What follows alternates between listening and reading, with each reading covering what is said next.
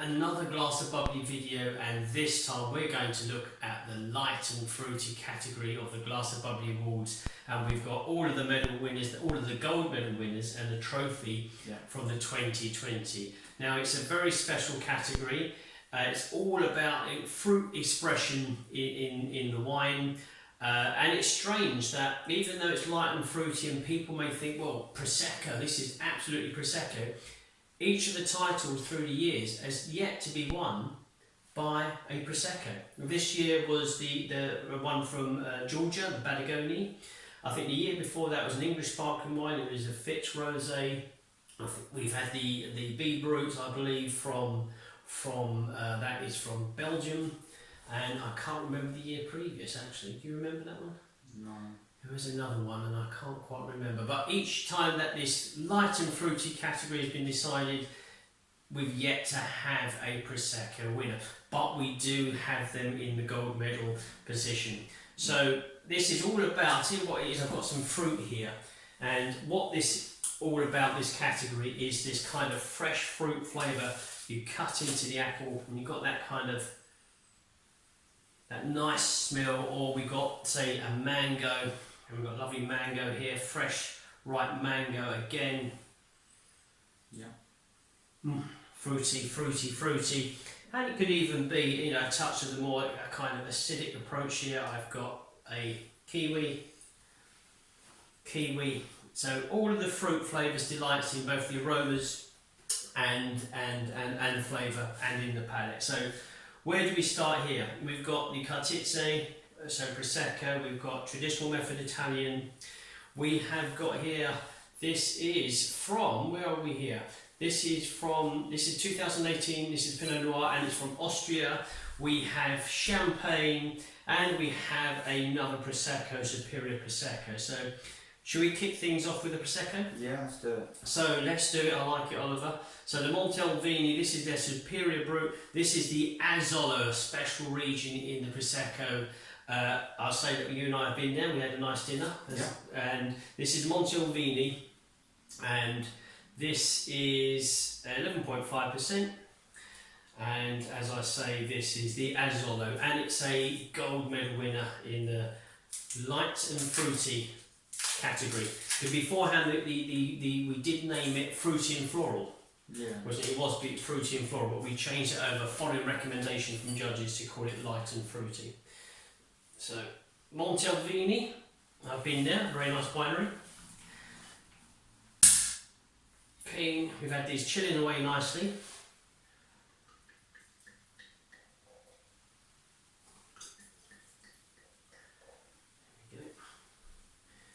What do we think of this? Have we got that fruit? Yep, already on the nose. Yep, I've got that. It's kind of a citrus, but yellow apples, yellow pear. It's very yellow in theme. Yeah. Sherbet, kind of a sherbet. You dipped your nose in that powdery sherbet and it's gone up your nose. I can see what you're saying with the sherbet. You can see or you can smell? I can smell. You can smell.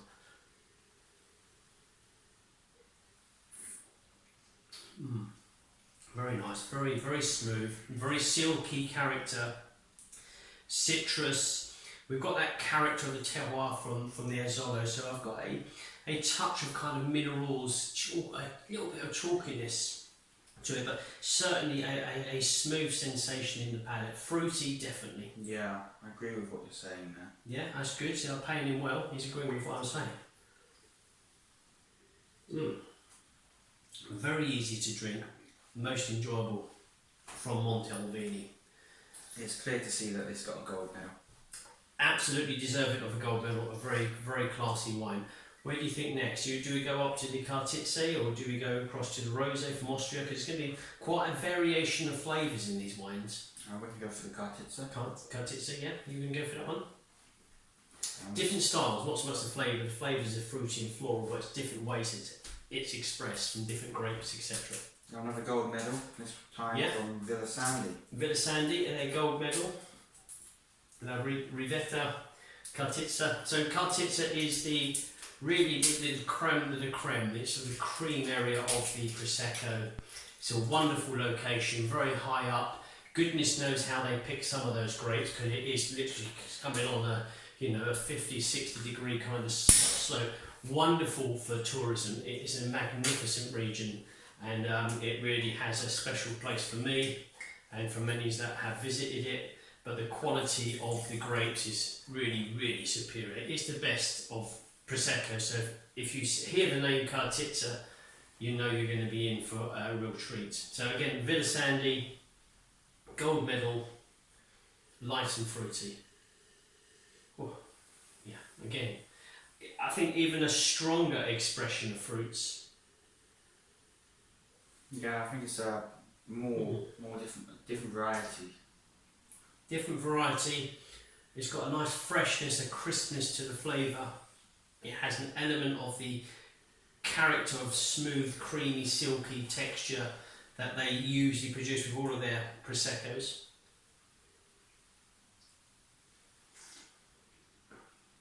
Again, another great place to visit for consumers.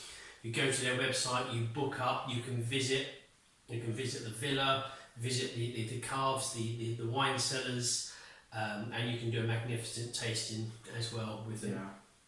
It's creamy and fruity. Creamy and fruity, but I get the flavour is very fresh. It's a burst of fruit flavours, so this would adhere itself very well to some kind of foods.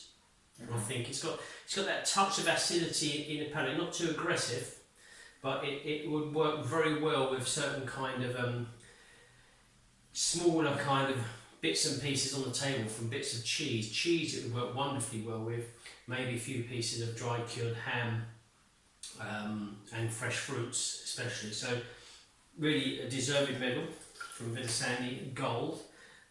What I'm going to do is I'm going to go across to the rosé, Pinot Noir rosé. Is this 100% Pinot Noir? I believe so. A Brut 2008, and we have got. You can pronounce that for me, Oliver? No, I can't. No. 2018. 2018, yes, very good, Oliver. And the Zighetti. So Zighetti, Pinot Noir Brut, Sect, and this will be again a gold medal in the light and fruity category.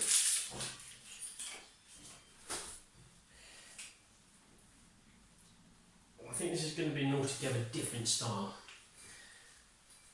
Is it the only rosé? It's the only rosé here today. Very nice. This is going to be a stronger style, I believe.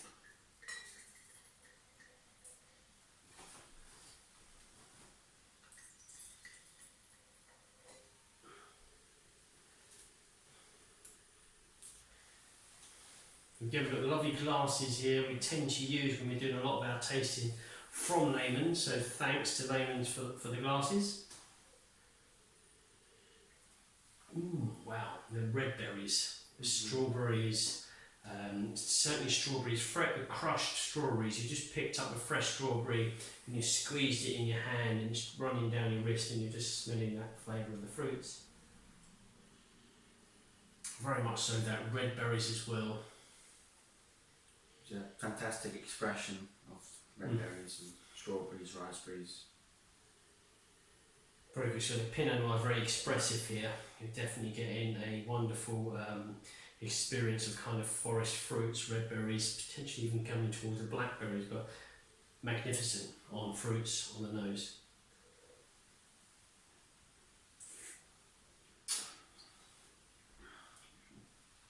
Very similar to the aroma and the flavours is the same.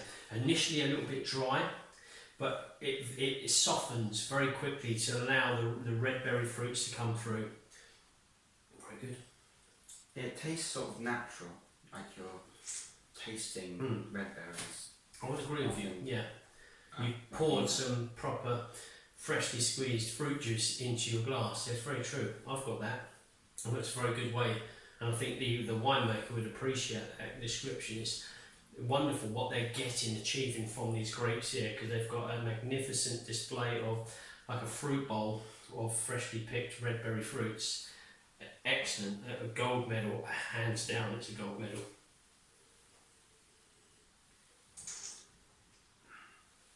Don't forget to sparkle.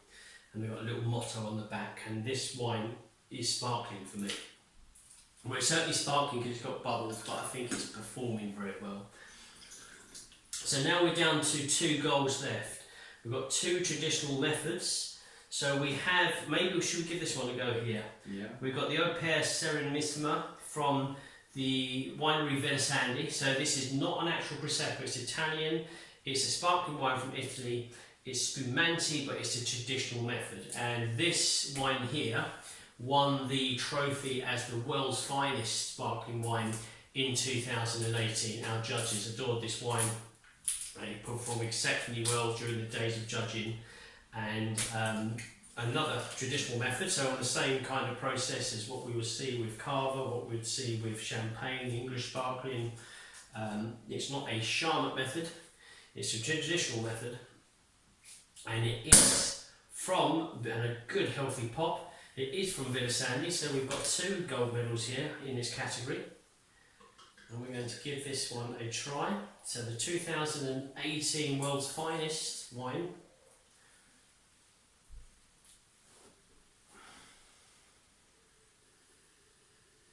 Different type of fruit here. It's a, is it kind of a, like a compote, more like a compote, crushed fruit, pear, apple, left for a day or so to really intensify an expression. I've got that, maybe orchard fruits. Yeah, to me, it smells like I'm standing in an orchard. Yeah. So maybe like standing in the orchard, but the fruits are overripe, so they've started to drop down. They're on the floor. They've been on the floor for a day or 2. The ants are coming, circling around, and they're a bit opened, and you can smell that fruit. That's what this is reminding me of.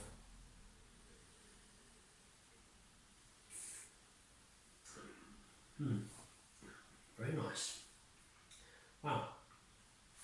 That is very nice. So it stopped me from talking.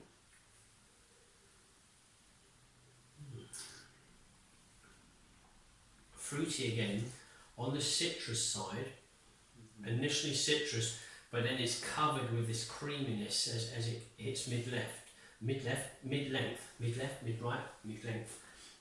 and it's toned down, but we've got yellow fruits, maybe potentially apricot, maybe a touch of peach, but it's certainly fruity. Unquestionably this is fruity, but I'm getting towards, as it's going on here, candy style as well.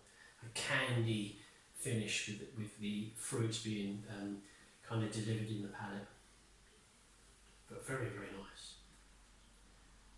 Yeah, I think it's the candy that I'm getting. It's something that I can't put my finger on, but I think it's probably the candy. Well, I've probably eaten more food and tasted different things more than you, so I've probably got more experiences, but yes, a candy kind of sweet. I can't quite put my finger on it neither, but nose, excellent.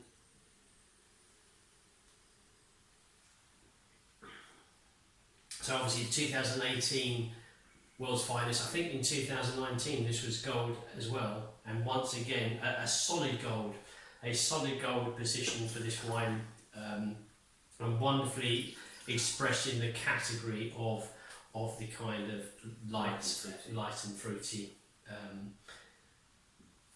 award section, and I can see why it's been placed there. So we're going to go to another place that we've been to. We've been to Versandi, and we're very lucky to have also been to Robert Allais last year. So Robert Allais are a winery that are very, very focused on sustainability, wasn't it? Yeah. The family wanted to take us to the vineyards, which we did. We had a nice tasting of wines in amongst the vines, but then, which we'll also cover on another video, they have these beehives on there, don't they? So they're very proud of that. They're proud of their champagne, of course they are, but also proud in the way that they produce in their champagne. So I think by 2030, it has to be that all champagne producers are adhering to a certain level of sustainability, you know, their footprint, the green, organic, and what have you. And these were one of the first to do that, Robert Allais. Today we've got 100% Chardonnay wine, and we've got their Cuvée Stéphanie. It's a 2015 vintage, and any other information on here I don't see. 12%. So another gold medal winning wine,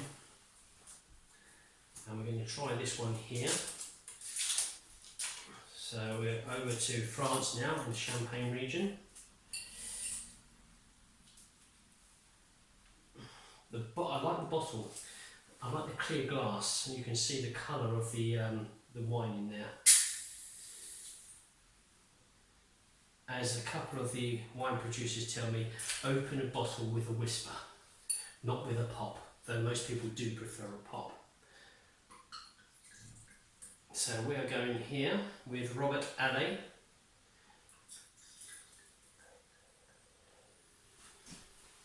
Villa de Châtillon is the village, just outside of Epernay, about a 10-minute drive outside of Epernay. I've been looking forward to this one. I don't know if I did previously taste this one, I can't remember, so I was intrigued to open this one. But I like the bottle, I just like the fact that here we've got a clear glass bottle. Usually they prefer darker bottles just to protect the wine inside. But like here with the previous one, we've got a lovely rosé colouring shining through. And again, with a sandy. So, different, a real difference in style here. Here, all of a sudden, I'm getting a lemon kind of pastry cake. Yeah, I was getting fresh fruits and maybe toast. Toastiness, yeah. Getting a yellow rose petal, kind of yellow, coming on the buttery, kind of buttery yellow rose petals. Not quite sure that would be a dish for anybody, but certainly a lemon pastry. And the kind of the touch of toastiness coming in. So this is already what, 2015 I said that, so 6 years. Like a yellow pastry dessert, but it's not too sweet. It's dry, and the flavour is quite dry. The acidity is there, it hits you straight away. It's a citrus, it's a mouth-watering a flavour hitting the palate. I'm still getting that kind of lemon kind of pastry with a touch of toastiness in there.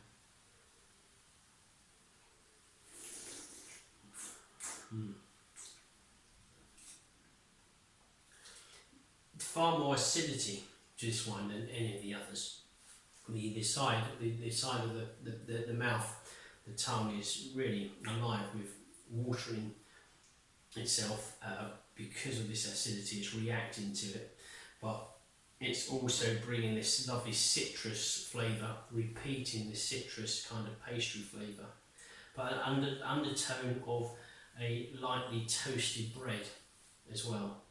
So would you class it as a kind of fruity character? Certainly a fruity character.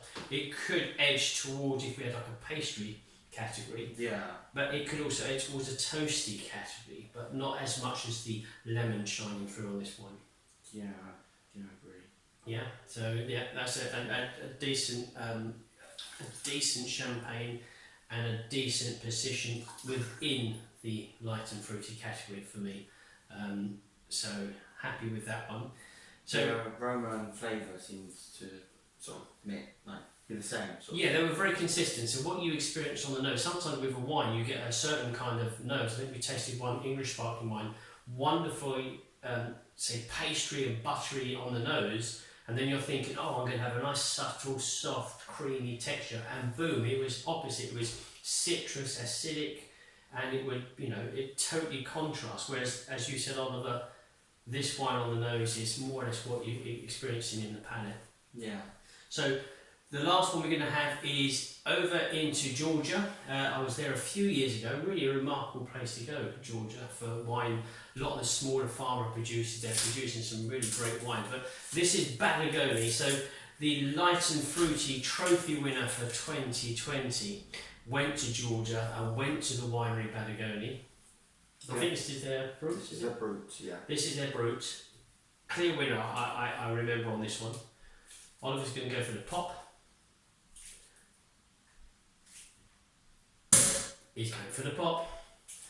Top of the pops. There we go. I'm just going to get rid of this tiny bit here.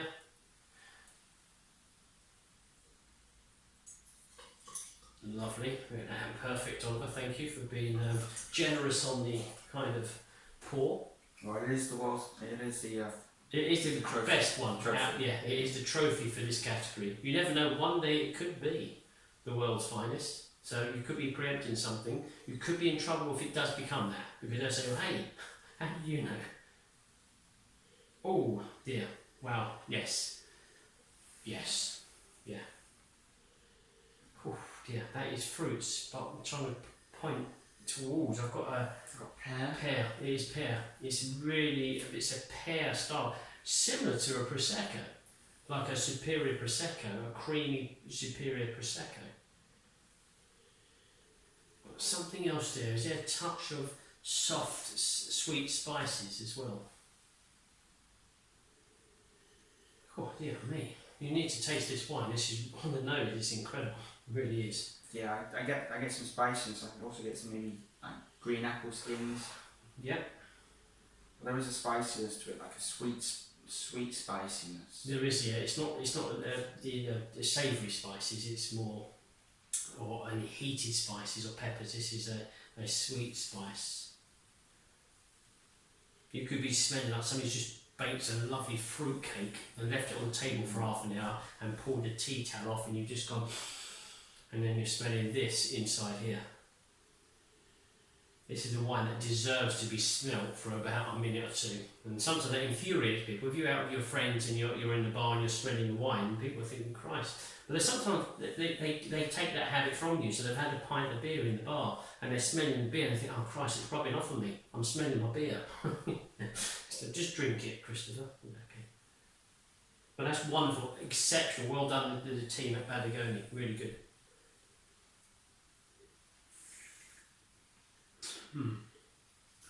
Absolutely similar. It's a consistency, just like Robert Alley was. Yeah. Exactly what you smell is exactly what you're tasting. Oh dear. I mean, it's a fantastic aroma, and the flavour somehow tops it. And it goes on, and it goes on. The flavour, it doesn't fade. It's still here, and it's not changing. It's just that clear consistency. You've got that touch of sweet spice. You've got that kind of that pear. You've got the mixture of the apples coming in, and it just lasts. It's a very fresh, very young, very alive, very clear wine. Exceptional from the team at Badagonian over at Georgia there. Yeah. Really good. Yeah, I'm taken back by that. And I'll tell you something. This is probably one of the best tastings I've done on the expression of the category in which they've won their medals and trophy in. All of these are exceptional. You would not be disappointed in if you had the badge on there, kind of light and fruity. You would have to say that the judges have done it, supremely well. But they're all very different styles. Even the two Proseccos, in their own way, were quite different. The traditional method from Villa Sandy had its own expression. The champagne, which sometimes can be very expressive, was wonderfully balanced. And from Austria here, the Zaghetti, the Pinot Noir even fitted in well with that. The expression of the red fruits was incredible on that. And I think the judges have got that right. I think that is, for me, the winner out of all of these. Yeah. But they're all magnificent. If you're lucky enough to have all of these on the table, then you're in for a treat. That is probably the best tasting I've done. Yeah, for me. I agree. I mean, you can spend all day on the nose on this Badagoni. I mean, we've got to do the point scoring, didn't we, really? But I mean, if I had to, I would say these are all something like an 8 and then a 9.